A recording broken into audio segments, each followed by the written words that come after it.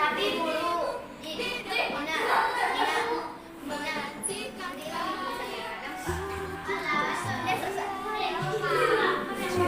Malu yang buruk tapi baik.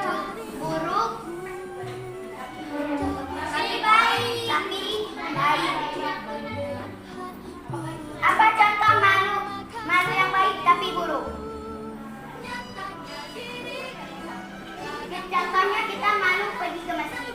Padahal baik, tapi kenapa kita malu pergi ke masjid?